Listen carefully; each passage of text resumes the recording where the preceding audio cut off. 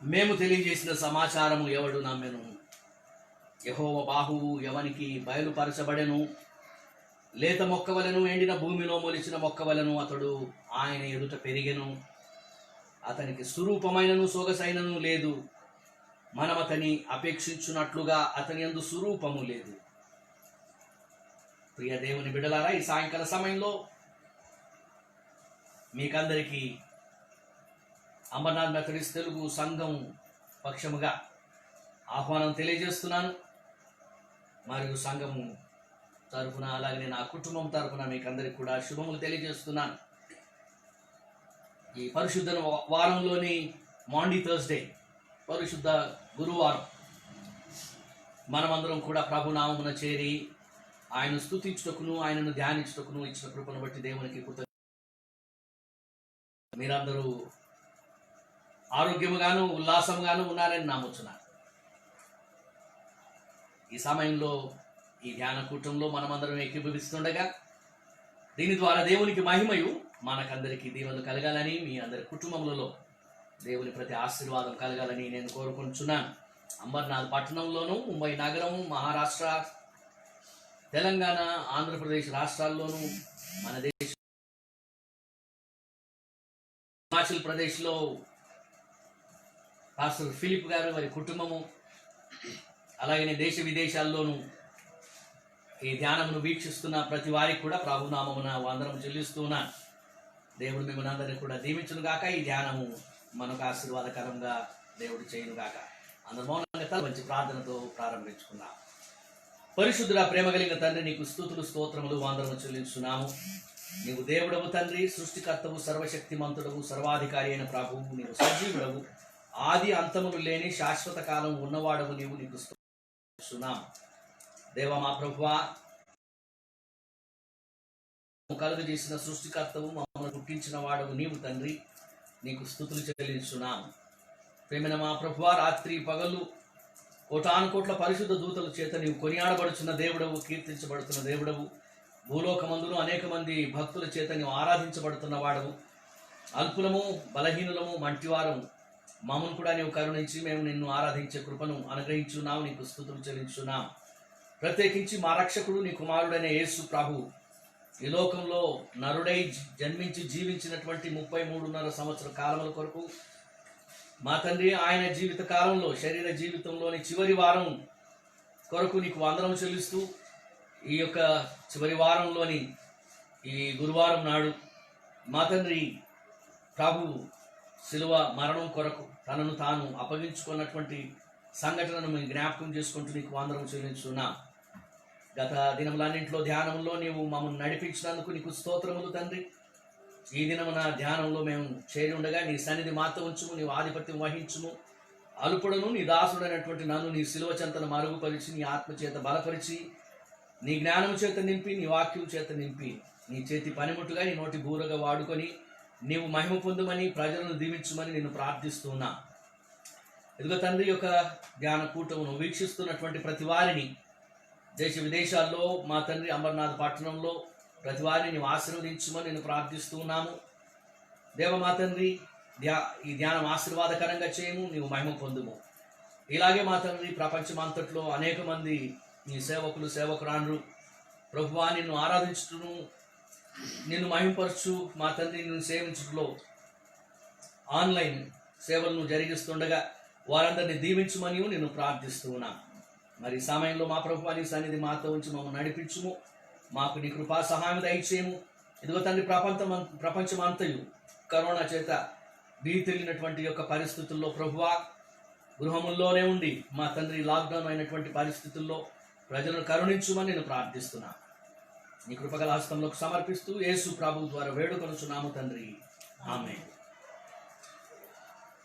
ఆంధ్ర క్రైస్తవ కీర్తనల పుస్తకంలో నుండి 186వ పాట, ఏ పాప మెరుగని ఓ పావనమూర్తి అనేటువంటి పాటను మొదటి 3 చరణాలు, చివరి చరణము పాడుకుంటూ దేవుని మనం ఆరాధిస్తాం. మరి పింక్ షీట్స్లో 12వ పాట, ఈ పింక్ లెంట్ కాలం కొరకు సిద్ధపరచబడినటువంటి పింక్ షీట్స్లో 12వ పాట. మరి ఆంధ్ర క్రైస్తవ కీర్తనల పుస్తకంలో ఇది 186వ పాట. ఏ పా పాప మెరుగని యో పావనమూర్తి పాప విమోచకుండా నా పాలి దైవమా నా పాపముల కొరకి పాట్లు నొందినావా నా పాలి దైవమా నా పాపముల కొరకి పాట్లు నొందినావా ముళ్ళతో కిరీట మల్లిని శిరముపై జల్లాటమున మొత్తిరా ముళ్ళ పోట్లకు శిరము తల్లడిల్లగ సొమ్మ సిల్లిపోతివ రక్షక ముళ్ళ పోట్లకు శిరము తల్లడిల్లగ సొమ్మ సిల్లిపోతివ రక్షక ఏ పాప మెరుగని యో పావనమూర్తి పాప విమోచకుండా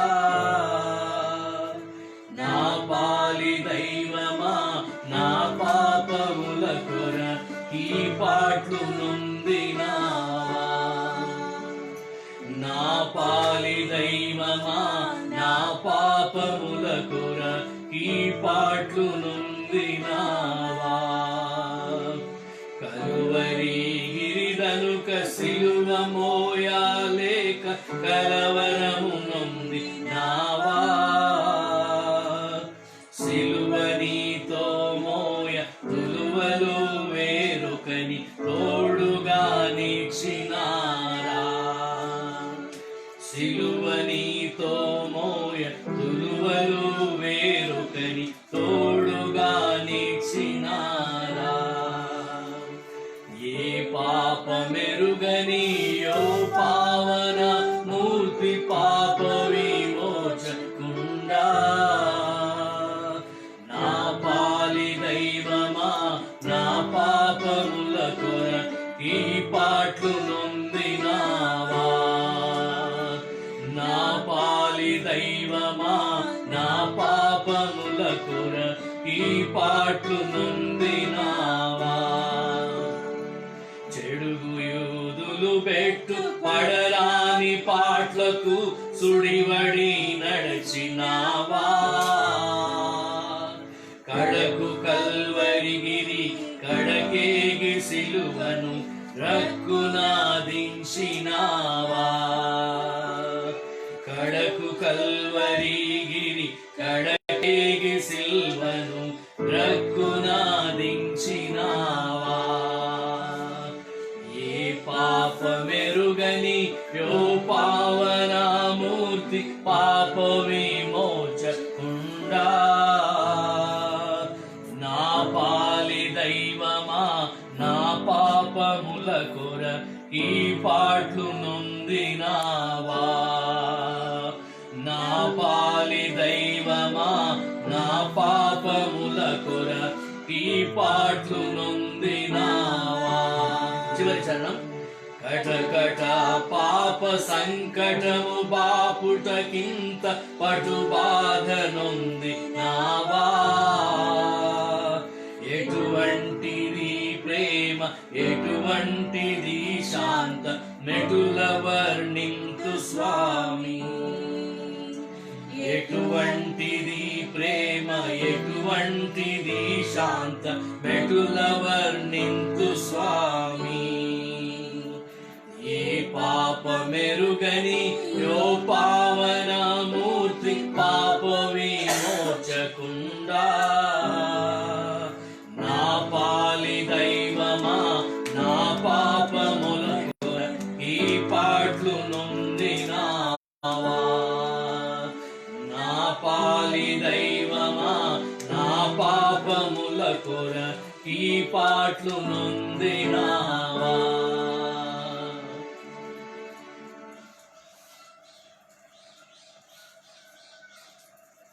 ప్రియ దేవుని బిడ్డలారా ప్రపంచమంతటిని వణికిస్తున్నటువంటి యొక్క కరోనా వైరస్ యొక్క సమస్య వలన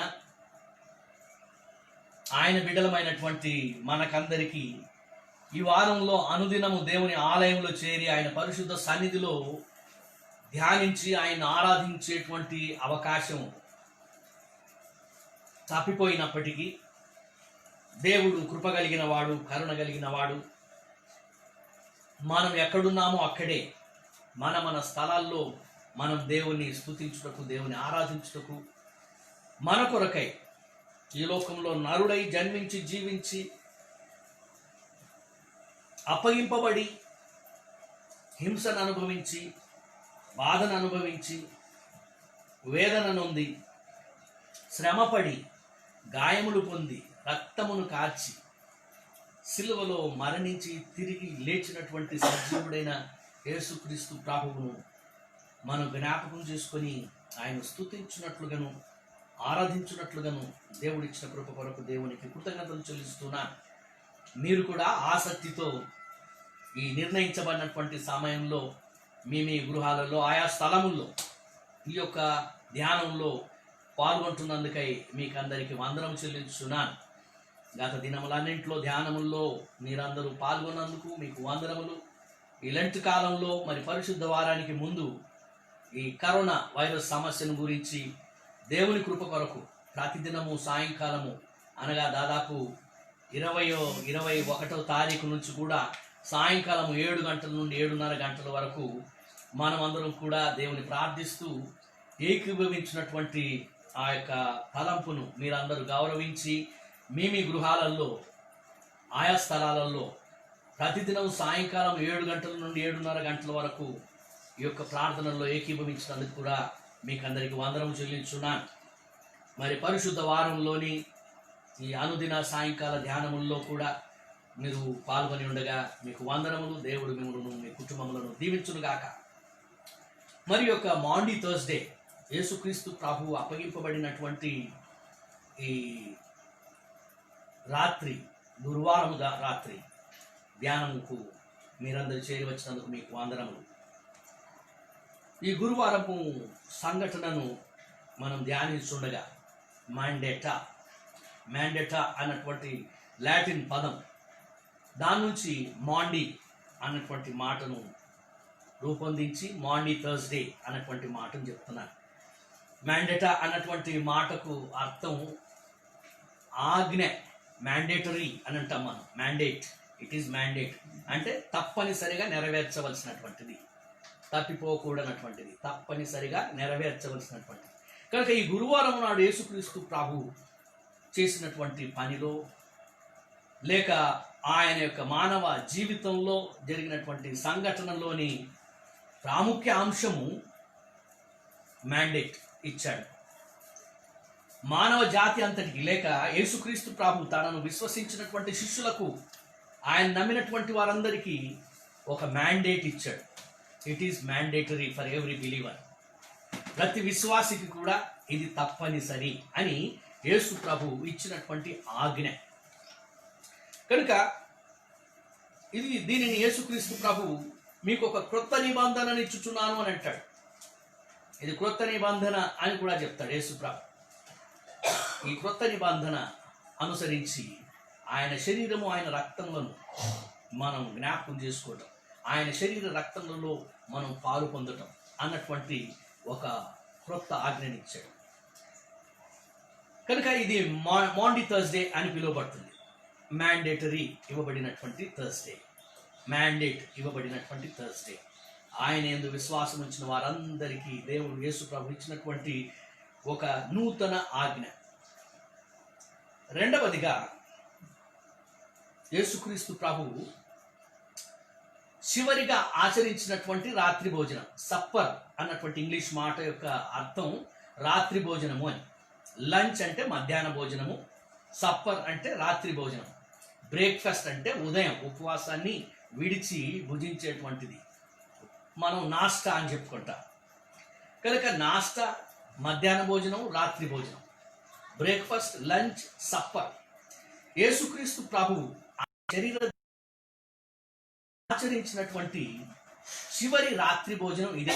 గురువారం రాత్రి తన శిష్యులతో భోజనం చేశాడు. ఇంకా ఆ తర్వాత ఎప్పుడు కూడా భోజనం ఆయన చేయలేదు, పగటి భోజనం చేయలేదు. చెప్పాలనంటే ఆయనకి ఇంకా ఆ భోజనంలో అవసరం కలగలేదు. తన శరీర జీవితంలో ఆయన గడిపినటువంటి చివరి దినం ఇది. పస్కా పండుగ దినం కావడం విశేషం. కనుక నిర్గమకాండంలో 12వ అధ్యాయంలో మనం చూసినట్లయితే ఇశ్రాయేలు ప్రజలను సంపూర్ణముగా ఐగుప్తు దాస్యంలో నుంచి నువ్వు ఈరోజు చేసినావు కదా సినిమా.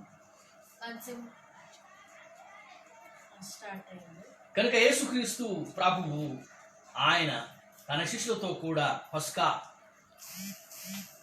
భోజనమును ఆచరించినటువంటిది ఈ రాత్రి కాలం.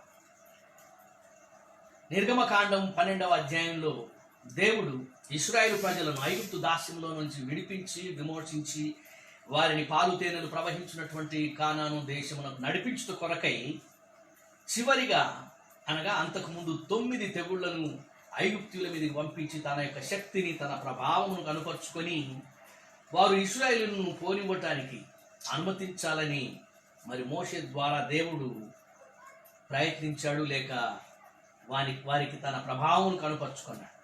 అయితే వారు ఫరో మరియు ఆ యొక్క ఐగుప్తీయులు దానికి లోబడనటువంటి వారు. దానితో ఇశ్రాయేలు ప్రజలను విడిచిపెట్టేటువంటి వారు కాకుండా కఠినమయ్యారు.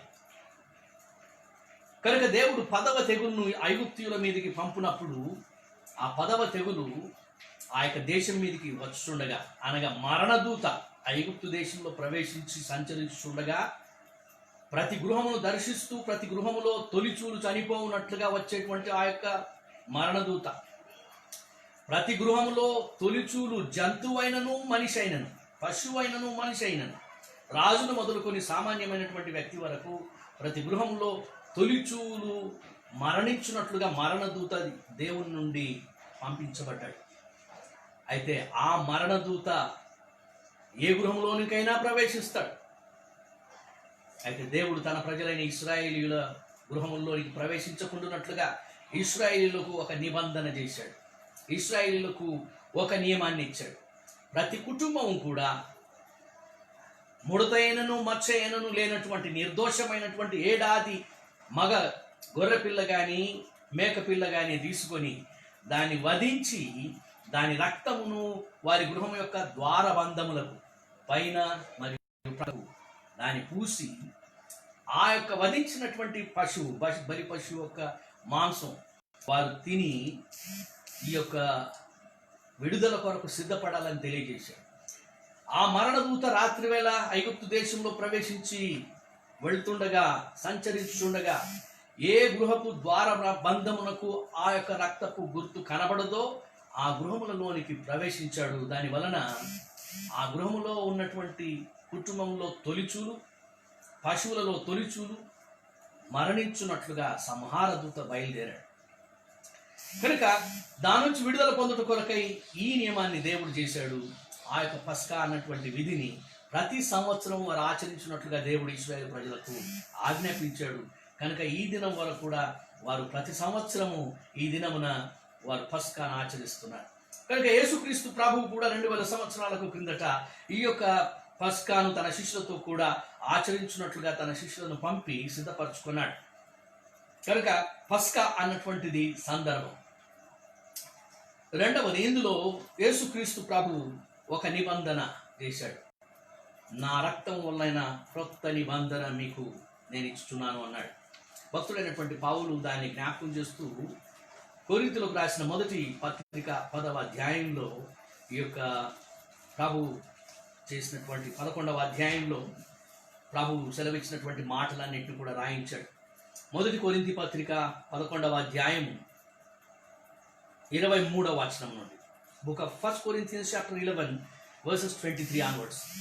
నేను మీకు అప్పగించిన దానిని ప్రభువు వలన పొంది తిని, ప్రభు అయిన యేసు తాను అప్పగింపబడిన రాత్రి ఒక రొట్టెను ఎత్తుకొని కృతజ్ఞతాస్తుతులు చెల్లించి దానిని విరిచి, ఇది మీ కొరకైన నా శరీరము, నన్ను జ్ఞాపకము చేసుకున్నట్టుకై దీనిని చేయుడని వారితో చెప్పాడు.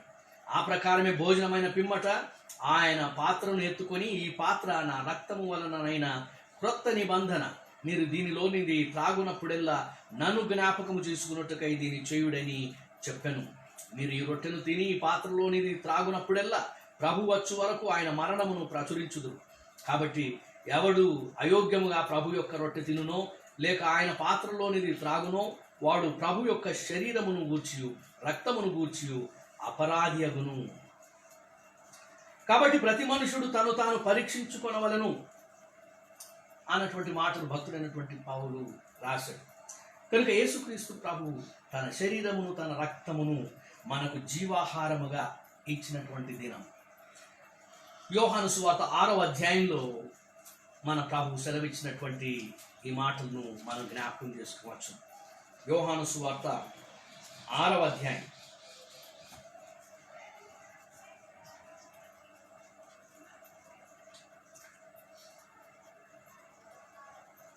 35వ వచనం నుండి, book of John chapter 6 verses 35 onwards. అందుకు యేసు వారితో ఇట్లనెను, జీవాహారము నేనే, నా యొద్దకు వచ్చువాడు ఏమాత్రమును ఆకలి కొనడు, నా యందు విశ్వాసం ఉంచువాడు ఎప్పుడునూ దప్పికొనడు. అలాగనే 47వ వచనం నుండి 51వ వచనం వరకు ఈ రీతిగా రాయబడింది, విశ్వసించువాడే నిత్య జీవము గలవాడు, జీవాహారము నేనే. మీ పితరులు అరణ్యములో మన్నాను తినినను చనిపోయిరి, దీనిని తినువాడు సావకుండునట్లు పరలోకము నుండి దిగి వచ్చిన ఆహారం ఇదే, పరలోకము నుండి దిగి వచ్చిన జీవాహారమును నేనే. ఎవడైనను ఈ ఆహారము భుజించితే వాడు ఎల్లప్పుడూ జీవించును, మరియు నేనిచ్చు ఆహారము లోకమునకు జీవము కొరకైన నా శరీరమే అని మీతో నిశ్చయముగా చెప్పుచున్నాను అని. కనుక ప్రియమైన దేవుని బిడ్డలారా, ఈ దినపు సంఘటనలో యేసుక్రీస్తు ప్రభు ఆయన పస్కాను ఆచరించాడు. ఆ పస్కాను ఆచరిస్తూ తన శరీర రక్తంలో అప్పగిస్తున్నానని తెలియజేశాడు. కనుక ఈ గురువారము ఒక మ్యాండేట్. ఏంటి ఆ మ్యాండేట్? మాండి థర్స్డే యేసు ప్రభు ఒక మ్యాండేట్ మనకిచ్చాడు.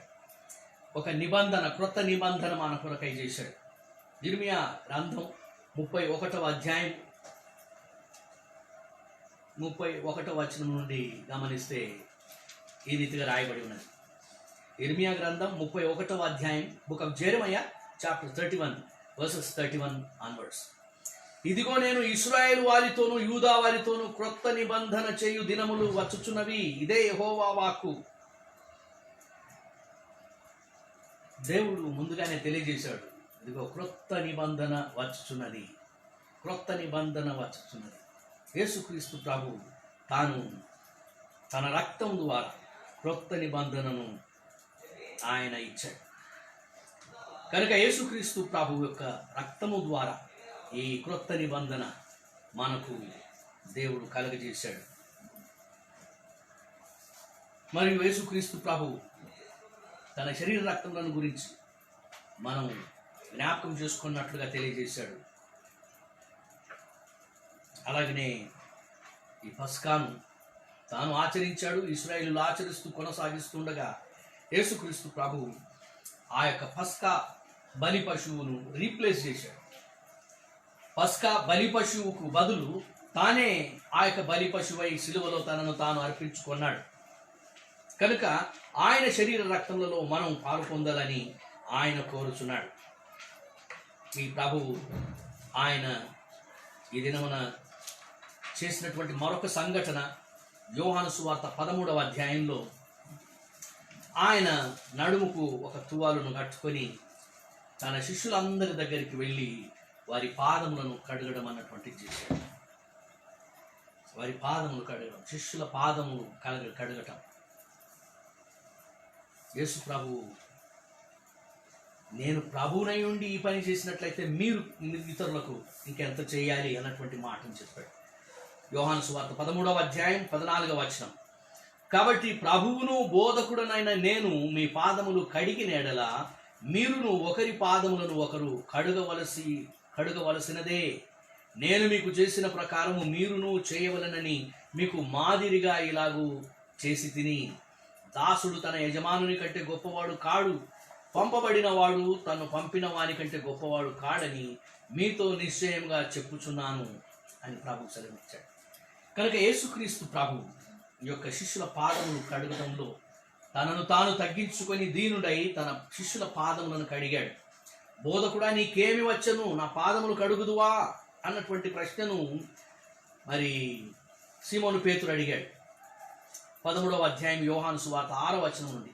ఇట్లు చేయుచు ఆయన సీమోను పేతురు వద్దకు వచ్చినప్పుడు అతడు, ప్రభువా, నీవు నా పాదములు కడుగుదువా అని ఆయనతో నేను. అందుకు యేసు, నేను చేయుచున్నది ఇప్పుడు నీకు తెలియదు గాని ఇక మీదట తెలుసుకొందు అని అతనితో చెప్పగా, పేతురు, నీవెన్నడూను నా పాదములు కడుగరాదని ఆయనతో నేను. అందుకు యేసు, నేను నిన్ను కడుగని ఎడల నాతో నీకు పాలు లేదు అనెను. సీమోను పేతురు, ప్రభువా, నా పాదములు మాత్రమే గాక నా చేతులు నా తల కూడా కడుగుమని ఆయనతో చెప్పాడు. కనుక ప్రియమైన దేవుని బిడ్డలారా, యేసుక్రీస్తు ప్రభు తనను తాను తగ్గించుకొని తన శిష్యుల పాదములను కడిగాడు. అలాగే అన్నాడు, ఇంతేకాదు మీరు కూడా నాకు నిజమైన శిష్యులై ఉండునట్లుగా మీరు ఇతరుల పాదములు కడగాలి అన్నటువంటి మాటను చెప్పాడు. దాని అర్థం ఎవరో ఒకరు ఘనంగా ఉండి ఇంకొకరు నీచమైపోవడం అని కాదు. యేసు ప్రభు మీకు నేను చేసిన ప్రకారం మీరు కూడా ఇతరులకు చేయాలి. దాసుడు తన యజమానుని కంటే గొప్పవాడు కాడు, పంపబడిన వాడు పంపిన వాని కంటే గొప్పవాడు కాడు అన్నటువంటి మాటలు చెప్పాడు. కనుక యేసుక్రీస్తు ప్రభు ఆయన పస్కాను ఆచరిస్తూ తన శిష్యులను కూడా ఆచరించమని కోరాడు. ఆయన బిడ్డలమైనటువంటి మనం కూడా యేసు ప్రభు యొక్క శరీర రక్తములను జ్ఞాపకం చేసుకుంటూ మరి ప్రభు చివరి రాత్రి భోజనాన్ని ఆచరిస్తాం. కనుక ఈ మాండీ థర్స్డే ఆయన ఇచ్చినటువంటి ఆజ్ఞ, ఆయన ఆజ్ఞ ఇచ్చాడు. ఆజ్ఞ ఏంటి? యోహాను సువార్త 13వ అధ్యాయం 34-35 వచనాలు. యోహాను సువార్త 13వ అధ్యాయం 34-35 వచనాలు. Book of John chapter 13 verses 34 and 35. మీరు ఒకరినొకరు ప్రేమింపవలనని మీకు క్రొత్త ఆజ్ఞ ఇచ్చుచున్నాను. మీరు ఒకరినొకరు ప్రేమింపవలనని క్రొత్త ఆజ్ఞ మీకు ఇచ్చుచున్నాను. నేను మిమ్మును ప్రేమించినట్టే మీరును ఒకరినొకరు ప్రేమింపవలను. మీరు ఒకని ఎడల ఒకడు ప్రేమ గలవారైన ఎడల దీన్ని బట్టి మీరు నా శిష్యులని అందరూ తెలుసుకోండి. కనుక క్రొత్త నిబంధన యేసు ప్రభు ఇచ్చాడు తన శరీర రక్తముల ద్వారా. క్రొత్త ఆజ్ఞ యేసుక్రీస్తు ప్రభు ఇచ్చాడు.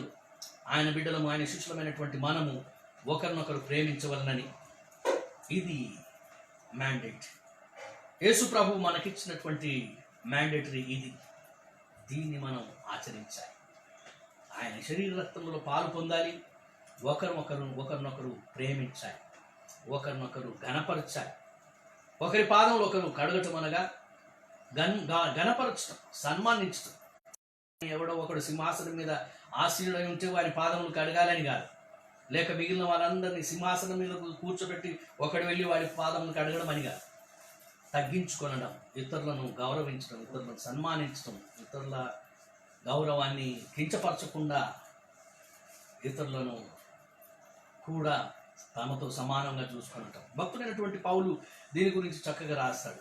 రోమిలకు రాయబడిన పత్రిక 12వ అధ్యాయంలో, ఇంకొకడు మీరు ఒకరికంటే ఇంకొకరు ఘనులను ఎంచండి.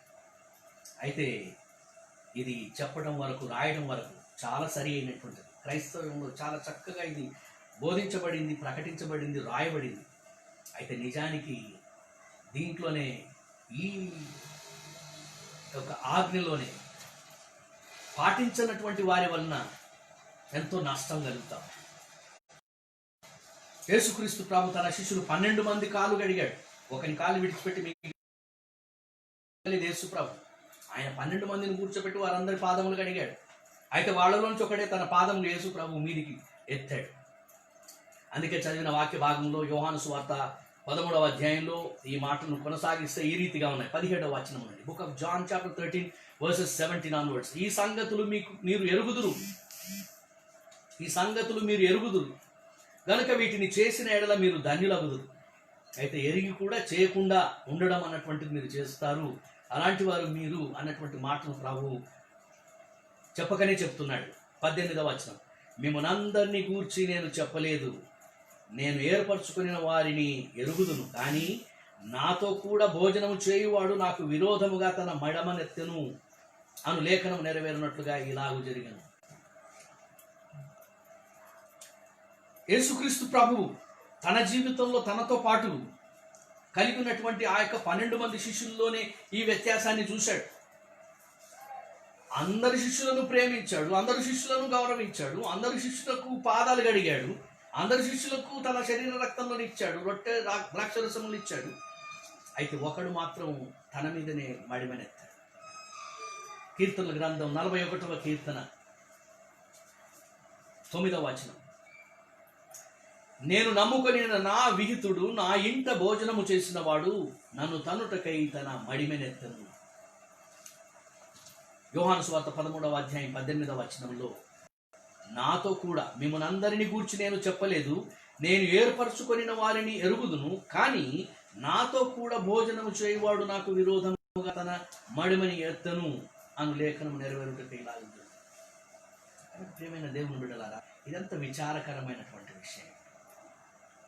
ఈరోజు జరిగినటువంటి సంఘటన, ఈ రాత్రి భోజనం ముగిసిన తర్వాత యేసుక్రీస్తు ప్రభు తన శిష్యులతో కూడా గెత్సెమనే తోటలో వెళ్ళి ఏకాంతముగా ప్రార్థన చేశాడు. తన శిష్యులను కూడా తనతో ప్రార్థన చేయమని అన్నాడు.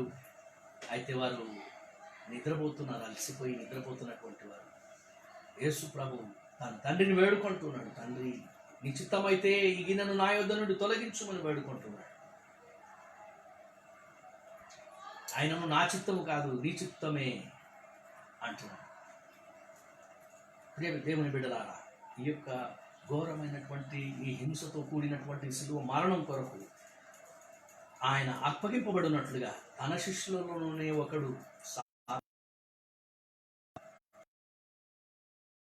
ఈ రాత్రి జరిగినటువంటి ఘోరమైనటువంటి సంఘటన. ఇది మాండీ థర్స్డే అని మ్యాండేటరీ, యేసు ప్రభు ఇచ్చినటువంటి మ్యాండేటరీ ప్రాముఖ్యంగా ధ్యానించబడుతున్నటువంటి దినం. ఆయన ఇచ్చిన క్రొత్త ఆజ్ఞ, ఆయన ఇచ్చినటువంటి క్రొత్త నిబంధన, వీటిని జ్ఞాపకం చేసుకునేటువంటి దినం అయినప్పటికీ ఇందులోని జరిగినటువంటి ఘోరమైనటువంటి సంఘటనను గమనించినట్లయితే అది ఎంతో హృదయ విదారకముగా ఉన్నటువంటి. యేసుక్రీస్తు ప్రభువు ఈ చివరి రాత్రి భోజనాన్ని తన శిష్యులతో కూడా భుజించిన తర్వాత, ఆయన గెత్సెమనే తోటకు వెళ్ళిన తర్వాత ఆయనను గెత్సెమనే తోటలో కలుసుకొని ఆయనను అప్పగించినటువంటి ఆ యొక్క ఇస్కరియోతు యూదా పరిస్థితిని మనం ఒకసారి జ్ఞాపకం చేసుకోవాలి. మనం మొన్నటి దినము ధ్యానం చేసినట్లుగా మార్కు సువార్త 14వ అధ్యాయము మొదటి 2 వచనాల్లో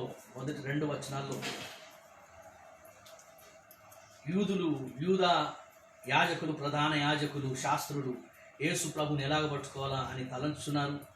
మార్కు సువార్త 14వ అధ్యాయం 10-11 వచనాలలో ఈ ఇస్కరియోతు యూదా ప్రధాన యాజకుల చేతికి ఆయనను అప్పగించవలనని వారి వద్దకు పోయి మంతనాలు జరిపించాడు. వారందరూ సంతోషించారు.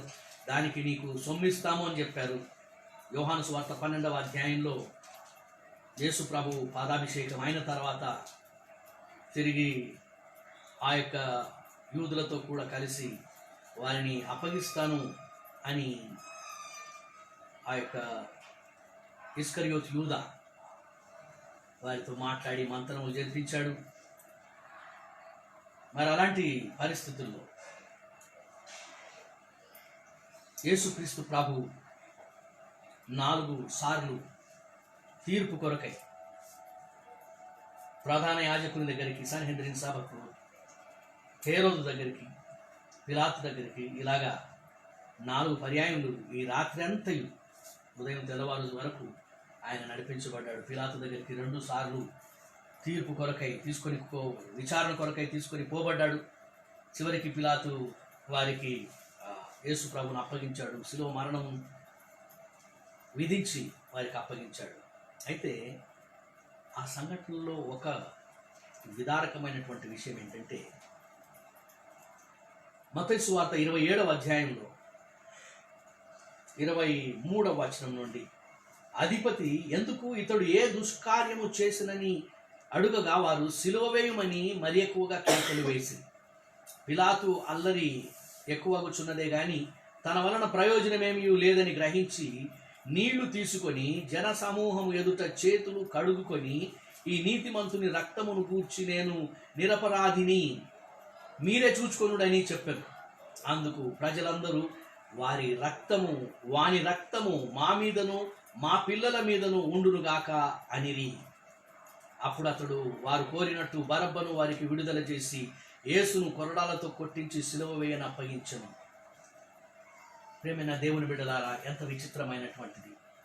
ఇశ్రాయేలు ప్రజలు ఎంతో కఠినమైనటువంటి మనస్కులు కనుకనే అనాది కాలం నుండి దేవునికి విరోధముగా వారు ఉండగా దేవుడు అనేక రీతులుగా వారిని శిక్షించాడు, శత్రురాజులకు అప్పగిస్తూ వచ్చాడు. ఇశ్రాయేలు ప్రజలను ఇశ్రాయేలు దేశముగా ఏర్పాటు చేసి మొట్టమొదటి రాజుగా సౌలును నియమించిన తర్వాత జరిగినటువంటి సంఘటనలన్నింటి చరిత్ర అంతటినీ గమనించగా ఎప్పుడు పోరాటంలే, ఇశ్రాయేలీల మధ్యలో ఎప్పుడు పోరాటంలే. దానికి కారణం ఇశ్రాయేలు ప్రజల కఠినత్వమే.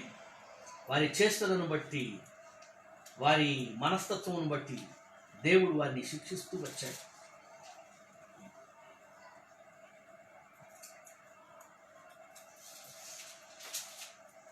యేసుక్రీస్తు ప్రభు ఈనాడు ఈ రాత్రి అప్పగింపబడగా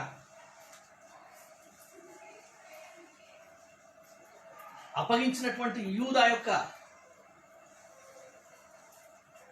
కఠినత్వం మనం గుర్తించగలుగుతాం.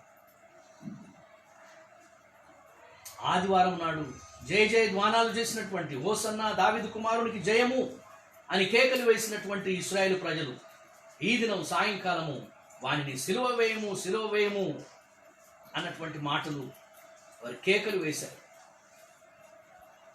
ఎందుకు నేను సిలువకు వేయాలి? ఏ కారణం? అతనిలో నాకు కారణం కనిపించడం లేదు. మీకోసం ఒకరిని ప్రతి పస్కా పండుగ సందర్భంగా ఒక నేరస్తుని విడుదల చేస్తాం కదా, కాబట్టి ఆ స్థలంలో ఈయనని విడుదల చేస్తాము, బరబ్బాను సిలువకు అప్పగిస్తామనంటే లేదు మాకు బరబ్బాను విడుదల చేయండి, వీని సిలువకు వేయండి అని కేకలు వేసినటువంటి ఆ ప్రజలు. పిలాతు యొక్క భార్య కూడా ఆయనకు సందేశం పంపించింది, ఇదిగో ఈ నీతిమంతుని జోలికి నువ్వు పోవద్దు, రాత్రంతా నేను ఆయన విషయంలో ఎంతో బాధపడి ఉన్నాను. మత్తయి సువార్త 27వ అధ్యాయం 19వ వచనం. అతడు న్యాయపీఠం మీద కూర్చుండి ఉన్నప్పుడు అతని భార్య, నీవు ఆ నీతిమంతుని జోలికి పోవద్దు, ఈ ప్రొద్దు ఆయనను గూర్చి నేను కలలో మిక్కిలి బాధపడి తినని అతని వద్దకు వర్తమానము పంపెను. కనుక పిలాతు యొక్క భార్య కూడా వర్తమానం పంపించింది, నేను కలలో ఎంతో బాధపడ్డాను ఆయన విషయంలో, కాబట్టి ఆయనను నీవు శిక్షించొద్దు, ఆయన విషయంలో జాగ్రత్త, ఆ నీతిమంతుని జోలికి పోవద్దు అని పంపగా పిలాతు చివరి ప్రయత్నం చేశాడు. అయినప్పటికీ కూడా వారు ఒప్పుకోలేదు. వారిని సిలువ వేయము. అయితే అప్పుడు చివరికి అన్నాడు, నీళ్లు తీసుకొని చేతులు కడుక్కొని, ఈ నీతిమంతుని రక్తమును గూర్చి నేను నిరపరాధిని, మీరే చూసుకొనుడి అని. అందుకు ఆ ప్రజలు వేసినటువంటి కేకలు ఎంత ఘోరమైనట్టు చూడండి. అందుకు ప్రజలందరూ వాని రక్తము మా మీదను మా పిల్లల మీదను ఉండునుగాక అనేది. ఇశ్రాయేలు దేశము క్రీస్తు పూర్వం 6వ శతాబ్దం నుండి కూడా శత్రువుల చేత పరిపాలించబడుతూ రాగా, మొన్నటి దినం ఒక యవనస్తుడు ప్రశ్నించాడు, పాస్టర్ గారు, ఈ ఇశ్రాయేలీలను దేవుడు ఆశీర్వదించాడు, ఇశ్రాయేలీలు దేవుని ప్రజలు అని అంతగా చెప్పబడుతుంది, అయితే మరి ఆ ఇశ్రాయేలీల చరిత్రలో గమనించినట్లయితే ఎందుకు అంతమంది శత్రురాజుల చేత వారు పరిపాలించబన్నారు? ఎందుకు ఎప్పుడు వేరే దేశస్తులు వాళ్ళని పరిపాలించారు? చెప్పాలనంటే 1940 సంవత్సరం వరకు కూడా ఇశ్రాయేలు దేశం ఏర్పాటు అయ్యేంత వరకు కూడా వారు శత్రురాజుల పరిపాలనలో ఉన్నారు. దానికి కారణం అతని రక్తము మా మీదను మా పిల్లల మీదను ఉండుగాక. దేవుని బిడ్డలారా, ఎంత ఘోరమైనటువంటి, ప్రభువుకు విరుద్ధముగా, దేవునికి విరుద్ధముగా, దేవునికి సంబంధించిన దానికి విరుద్ధముగా, సంఘమునకు విరుద్ధముగా, దేవుని సంఘమునకు, దేవుని సేవకులకు విరుద్ధముగా ఎవరైనా ఏదైనా అలాంటి తలంపును కలిగి ఉన్నట్లయితే వారి యొక్క రక్తాపరాధం వారి మీదను వారి పిల్లల మీదను ఉండును అన్నటువంటి సత్యం ఇక్కడ మనం గుర్తించాలి. అలనాడు 2000 సంవత్సరాలకు క్రిందట వాని రక్తాపరాధం మా మీదను మా పిల్లల మీదను ఉండును గాక అన్నారు. కనుకనే ఇశ్రాయేలు ప్రజలు 1940 వరకు కూడా వారు అన్యుల చేతనే పరిపాలించబడినారు. మన జీవితాల్లో కూడా దేవునికి విరుద్ధముగా, దేవునికి సంబంధించినటువంటి దేవుని సంఘము, దేవుని సేవకులకు విరుద్ధంగా మనం ప్రవర్తించినట్లయితే ఆ రక్తాపరాధం, యేసుక్రీస్తు ప్రభు రక్తాపరాధం మన మీద, మన పిల్లల మీద ఉంటుందన్నటువంటి సత్యం మనం ఎల్లప్పుడూ కూడా జ్ఞాపకం ఉంచుకోవాలి. అనేక పర్యాయములు అనేక మందికి దేవుడు వారి యొక్క క్రియలను బట్టి తీర్పు తీర్చి శిక్షను విధించినప్పుడు కూడా దానిని గ్రహించకుండా మానవుడు అది ఎందుకో కలిగింది అన్నటువంటి తలంపు, దానికి అది కలగడానికి కారణము నా పాపము అన్నటువంటిది గ్రహించకుండా, అది కలగడానికి నేను దేవునికి విరుద్ధముగా చేసినటువంటి క్రియలు అన్నటువంటి సత్యమును గ్రహించకుండా సిగ్గు విడిచి ప్రవర్తించడం విచారకరం. యేసుక్రీస్తు ప్రభు యొక్క రక్తాపరాధం తరతరాలు ఇశ్రాయేలు ప్రజల మీద ఉంది.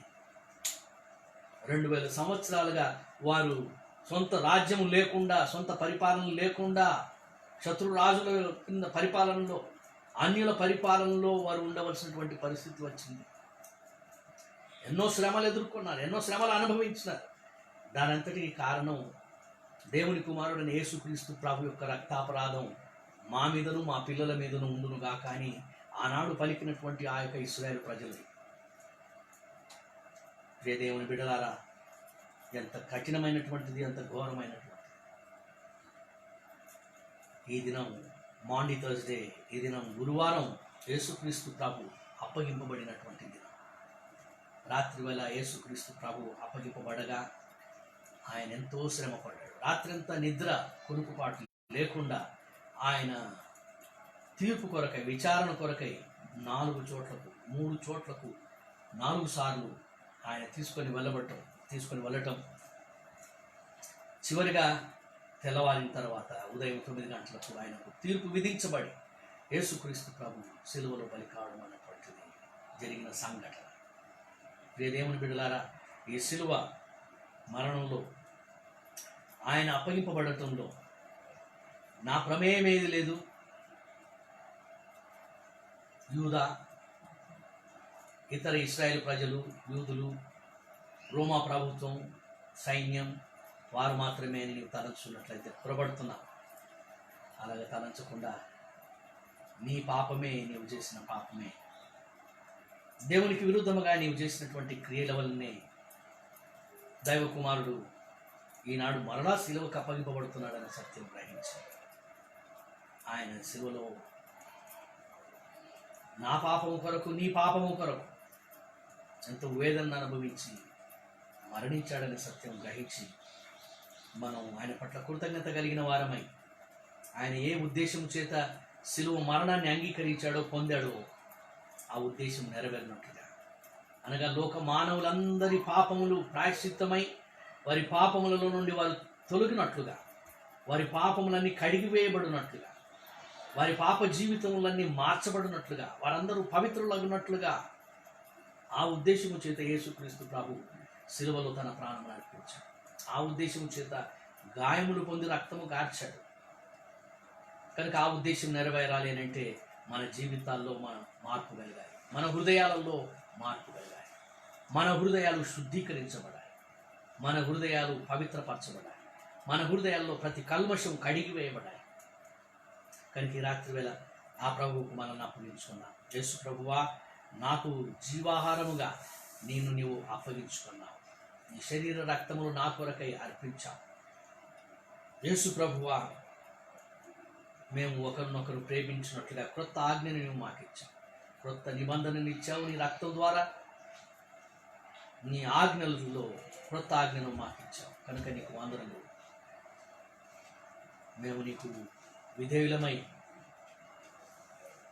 నేను సంతోషపరుచినటువంటి జీవితం జీవించటకు మాకు సహాయం చేయండి.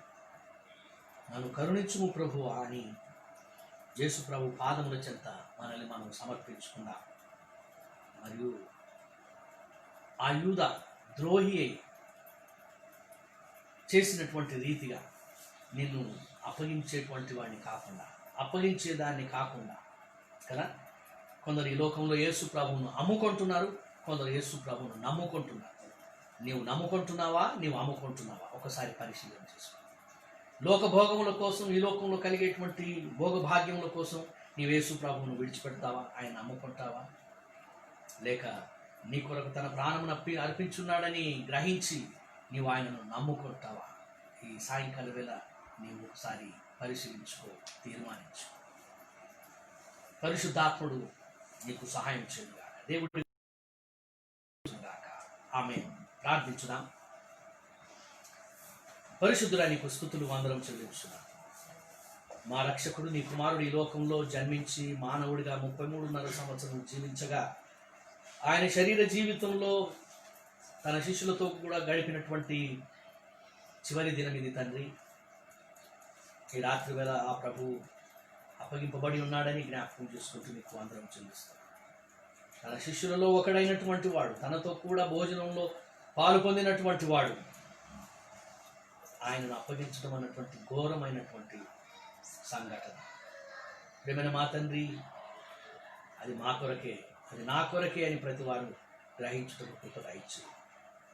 ఘోరమైన శిలువ మరణం పొందటానికి ముందుగా ఈ రాత్రి అంతయు ఆయన విచారించబడటం, తిరిగి శిక్షించబడటం, ఆహార పానీయం లేకుండా ఆ ప్రభువు పొందినటువంటి వేదన మేము జ్ఞాపకం చేసుకుంటున్నది మమ్మల్ని కరుణించుమని ప్రార్థిస్తాం. ఆయన ఇచ్చినటువంటి క్రొత్త నిబంధన, ప్రభు యొక్క శరీర రక్తములలో మేము పాలు పొందేటువంటి వారంగా, ఆయన ఇచ్చినటువంటి క్రొత్త ఆజ్ఞ, ఒకరినొకరు ప్రేమించేటువంటి వారంగా ఉండినట్టుగా నీ కృపను మాకు అనుగ్రహించు. యూదావలే ద్రోహులం కాకుండా, నమ్మక ద్రోహులము కాకుండా తండ్రి, కపటముగా ప్రవర్తించకుండా, లోపల ద్వేషమును పైన ప్రేమను ప్రదర్శించకుండా,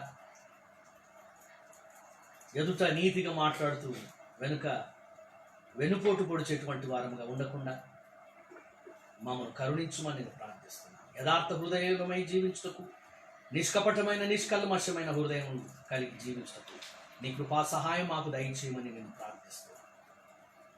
అలనాడు పస్కా బలి ఇశ్రాయేలు ప్రజలను ఐగుప్తు దాస్యంలో నుంచి విమోచించుటకు ఏర్పాటు చేయబడింది తండ్రి. 2000 సంవత్సరాల కిందట మానవ జాతి అంతటిని పాపము నుండి విముక్తులగుట కొరకు నీవు నియమించినటువంటి గొప్ప బలి యేసుక్రీస్తు ప్రభువులో నెరవేరింది. నీకు కృతజ్ఞతాస్తుతులు చెల్లిస్తూ ధ్యానించిన మాటలు ఆశీర్వదించి మా హృదయాల్లో ఫలింపజేయమని నేను ప్రార్థిస్తున్నా. అలాగనే మా ప్రియ తండ్రి, లోకమంతట్లో ఈ క్షణం వరకు కూడా ప్రకటించబడిన నీ వాక్యం ప్రజల హృదయాల్లో ఫలింపజేయమని ప్రార్థిస్తున్నా. ముఖ్యంగా ఈ కరోనా సమస్య వలన మా తండ్రి, మరి నీ బిడ్డలందరూ, అనేక సంఘాలు, అనేక మంది నీ సేవకులు, సేవకురాండ్రు మా తండ్రి ప్రభువా ఆన్లైన్ ద్వారా ఈ యొక్క ఆరాధనలు నిర్వహిస్తుండగా వారందరినీ కూడా దీవించుమని, జరిగిన సేవ అంతటిని ఫలింపజేయమని ప్రార్థిస్తూ నీ కృపగల ఆత్మను సమర్పించుకుంటూ యేసు ప్రభు ద్వారా వేడుకొనుచున్నాము తండ్రి, ఆమేన్. ప్రియ దేవుని బిడ్డలారా, తిరిగి రేపటి దినం అనగా గుడ్ ఫ్రైడే శుక్రవారపు ఆరాధన మనం పొద్దున 9 గంటలకు కలిగి ఉంటాం. దయచేసి జ్ఞాపకం ఉంచుకోండి. ఉదయం 9 గంటల నుండి 12 గంటల వరకు కూడా ఈ యొక్క శిలువ ధ్యానం మనం కలిగి ఉంటాం. ఈ యొక్క లింకులను మీకు పంపడం జరుగుతుంది. ఫేస్బుక్లో మరి యూట్యూబ్లో ఆ యొక్క లింక్స్ ద్వారా మరి ఆన్లైన్ ఆరాధనలో పాల్గొని దేవుని ఆరాధించడానికి మీకు మనవి చేస్తున్నాను. అలాగనే మరొకసారి మీ ఆరోగ్యాల గురించి జాగ్రత్త వహించండి. కరోనా విషయంలో మరి ప్రార్థనలు చేయండి. అలాగనే మేము ఇక్కడ ఉండగా సకాలంలో ఈ యొక్క స్టేట్ బార్డర్స్ ఓపెన్ అయ్యి మేము తిరిగి ప్రయాణించి అంబర్నాథ్ పట్టణంలో మిమ్మల్ని అందరినీ కూడా కలుసుకున్నట్లుగా దయచేసి మీ ప్రార్థనలో జ్ఞాపకం చేసుకోవాలని మనవి చేస్తున్నాను. మరి ఈ సమయంలో ఆయా ప్రాంతాల నుండి వీక్షించిన వారందరికీ కూడా ప్రభునామమున వందనం చెల్లిస్తున్నాను. మరి బ్లెస్డ్ హోమ్ హిందూపురంలో అమ్మగారి కుటుంబం వారందరి పక్షంగా కూడా మీకు వందనములు. అంబర్నాథ్ మెథడిస్ట్ తెలుగు సంఘం పక్షంగా మీకు అందరికీ వందనములు చెల్లిస్తున్నాను. ఈ సమయంలో మనం ఒక పాటను పాడుచుండగా ప్రభునామమున కానుకను సమర్పించుదాం.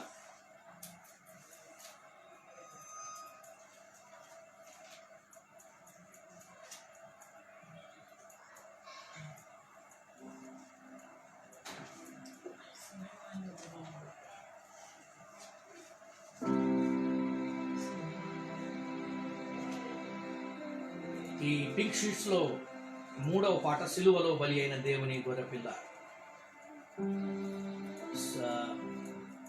మూడో పాట సిలువలో బలి అయిన దేవుని గొర్రెపిల్ల. పల్లవి మొదటి చరణం, ఆఖరి చరణం పాడుకుంటుండగా కానుకలు సమర్పించుతాం.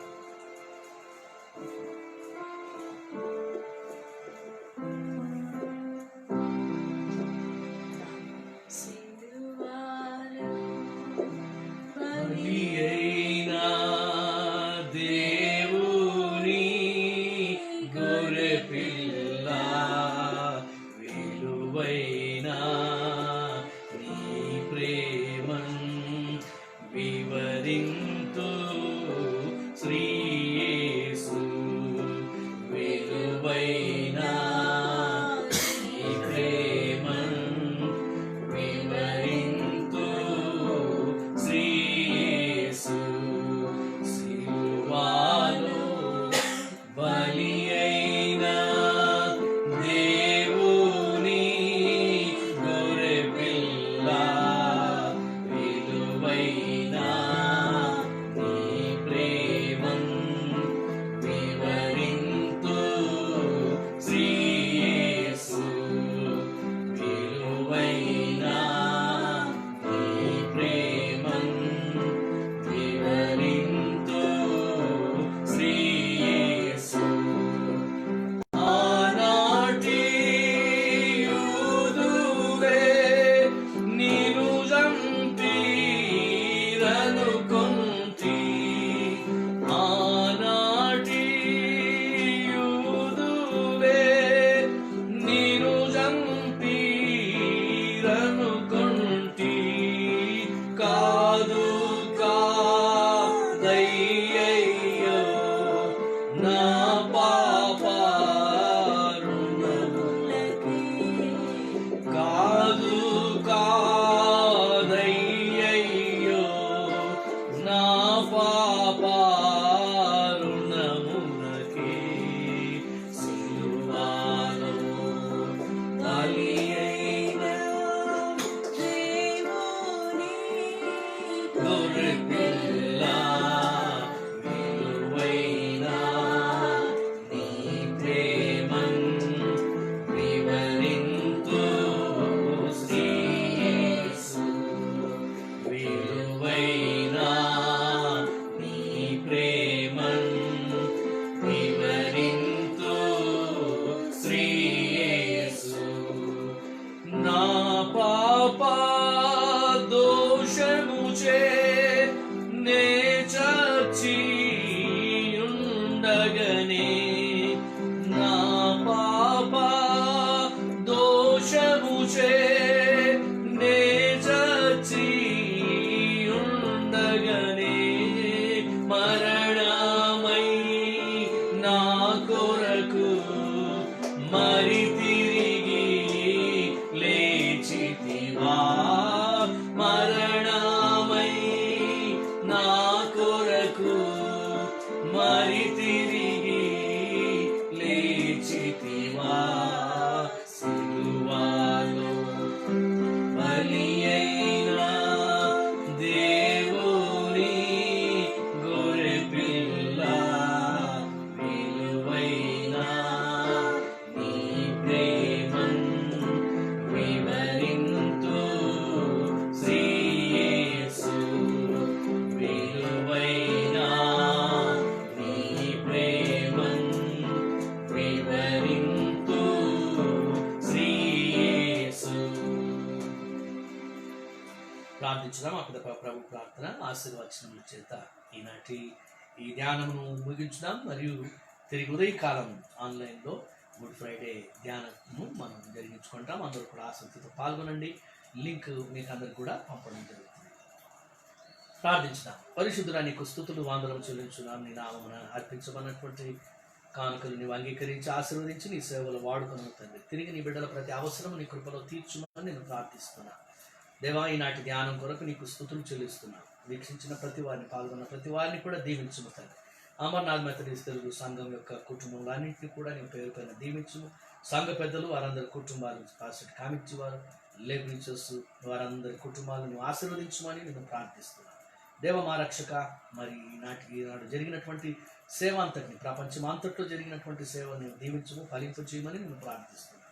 ఉదయకాలం తిరిగి ప్రభు యొక్క శిలువ సందేశాన్ని శిలువ ధ్యానం మేము చేటు కొరకై నీ కృపను మాకు ప్రసాదించమని ప్రార్థిస్తూ మరి రాత్రి వేళ నీ రెక్కల చాటును మమ్మల్ని భద్రపరిచి విశ్రాంతిని మాకిచ్చి తండ్రి నీ చిత్తమైతే మేము సజీవులుగా మేలుకుంటూ నేను ఆరాధిస్తూ కృపను మాకు దయచేయమని నేను ప్రార్థిస్తూ నీ కృపగల హస్తములకు సమర్పిస్తూ యేసు ప్రభు ద్వారా వేడుకొనుచున్నాము తండ్రి. ఆమేన్. పరలోకమందున్న మా తండ్రి, నీ నామం పరిశుద్ధపరచబడును గాక, నీ రాజ్యం వచ్చును గాక, నీ చిత్తం పరలోకమందు నెరవేర్చున్నట్లు భూమి మీద నెరవేరును గాక. మాకు కావాల్సిన ఆహారం నేడు మాకు దయచేయము, మా రుణస్తులను క్షమించున్న ప్రకారం మా రుణమును క్షమించుము, మమ్మల్ని శోధన నుండి కీడు నుండి తప్పించుము, ఎందుకంటే రాజ్యము బలము మహిమ నిరంతరం నీవైనవి. ఆమేన్. మన తండ్రి అయిన దేవుని ప్రేమయు ప్రభువైన యేసుక్రీస్తు కృపయు పరిశుద్ధాత్మని నిత్య సన్నిధి సహవాసము అయిన దీవెనలు మనకందరికీ, దేవుని ప్రేమించే ప్రతి వారికి, ప్రత్యేకించి ప్రభు శిలువ సందేశం ధ్యానం చేస్తున్నటువంటి ప్రతి వారికి, ఈనాటి యొక్క ఆన్లైన్ ధ్యానంలో పాల్గొన్న ప్రతి వారికి ఇప్పుడు మొదలు సదాకాలము తోడై ఉండును గాక. ఆమేన్. మీకందరికీ వందనములు. దేవుడు మిమ్మల్ని దీవించును గాక. మీ ఆరోగ్యం గురించి జాగ్రత్త తీసుకొనండి. God be with you.